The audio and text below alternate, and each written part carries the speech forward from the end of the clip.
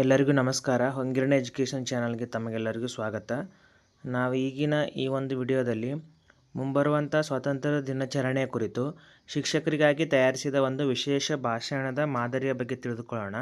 ನೋಡಿ, ವೇದಿಕೆಯ ಮೇಲೆ ಆಸೀನರಾಗಿರುವ ಗಣ್ಯರೇ, ಸನ್ಮಾನ್ಯ ಮುಖ್ಯೋಪಾಧ್ಯಾಯರೇ, ಸಹೋದ್ಯೋಗಿ ಶಿಕ್ಷಕ ವೃಂದದವರೇ ಹಾಗೂ ನನ್ನ ಪ್ರೀತಿಯ ವಿದ್ಯಾರ್ಥಿಗಳೇ, ಎಲ್ಲರಿಗೂ ಸ್ವಾತಂತ್ರ್ಯ ದಿನಾಚರಣೆಯ ಶುಭಾಶಯಗಳು.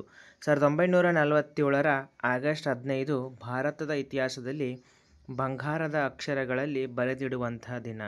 ನೂರಾರು ವರ್ಷಗಳ ಗುಲಾಮಗಿರಿಯ ಸಂಕೋಲೆಯನ್ನು ಕಳಚಿ ನಮ್ಮ ಭಾರತ ದೇಶವು ಸ್ವತಂತ್ರವಾಗಿ ತಲೆ ಎತ್ತಿ ನಿಂತ ಶುಭ ದಿನವಿದು. ಈ ಸುವರ್ಣ ಕ್ಷಣಕ್ಕಾಗಿ ತಮ್ಮ ಪ್ರಾಣವನ್ನೇ ತ್ಯಾಗ ಮಾಡಿದ ಮಹಾತ್ಮ ಗಾಂಧೀಜಿ, ಭಗತ್ ಸಿಂಗ್, ಸುಭಾಷ್ ಚಂದ್ರ ಬೋಸ್, ಸರ್ದಾರ್ ವಲ್ಲಭಭಾಯಿ ಪಟೇಲ್, ಭಗವಾನ್ ಬಿರ್ಸಾ ಮುಂಡಾ, ಕ್ರಾಂತಿವೀರ ಸಂಗೊಳ್ಳಿ ರಾಯಣ್ಣ, ಕಿತ್ತೂರು ರಾಣಿ ಚೆನ್ನಮ್ಮ ಅವರಂತಹ ನೂರಾರು ಮಹಾನ್ ನಾಯಕರು ಹಾಗೂ ಅನಾಮಧೇಯ ದೇಶ ಪ್ರೇಮಿಗಳಿಗೆ ನನ್ನ ಶ್ರದ್ಧಾಂಜಲಿಯನ್ನು ಸಲ್ಲಿಸುತ್ತೇನೆ. ಸ್ವಾತಂತ್ರ್ಯ ಎಂದರೆ ಕೇವಲ ಹಕ್ಕಲ್ಲ, ಅದೊಂದು ಬಹುದೊಡ್ಡ ಜವಾಬ್ದಾರಿ.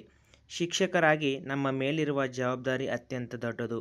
ಅಂದು ದೇಶದ ಗಡಿಯಲ್ಲಿ ಸೈನಿಕರು ದೇಶ ಕಾಯುತ್ತಿದ್ದರೆ, ಇಂದು ತರಗತಿಯ ಕೋಣೆಗಳಲ್ಲಿ ನಾವು ನಾಳೆಯ ಭಾರತವನ್ನು ಕಟ್ಟುತ್ತಿದ್ದೇವೆ. ನಮ್ಮ ವಿದ್ಯಾರ್ಥಿಗಳಿಗೆ ಕೇವಲ ಪಠ್ಯದ ಜ್ಞಾನ ನೀಡಿದರೆ ಸಾಲದು, ಅವರಲ್ಲಿ ದೇಶಪ್ರೇಮ, ಸೌಹಾರ್ದತೆ, ಸಾಮಾಜಿಕ ಜವಾಬ್ದಾರಿ ಮತ್ತು ನೈತಿಕ ಮೌಲ್ಯಗಳನ್ನು ಬಿತ್ತಬೇಕಿದೆ. ಪ್ರತಿಯೊಬ್ಬ ಮಗು ದೇಶದ ಜವಾಬ್ದಾರಿಯುತ ಪ್ರಜೆಯಾಗಿ ಬೆಳೆಯುವಂತೆ ಮಾಡುವುದೇ ನಮ್ಮ ದೇಶಕ್ಕೆ ಹಾಗೂ ತ್ಯಾಗ ಮಾಡಿದ ದೇಶಪ್ರೇಮಿಗಳಿಗೆ ನೀಡುವ ನಿಜವಾದ ಗೌರವ.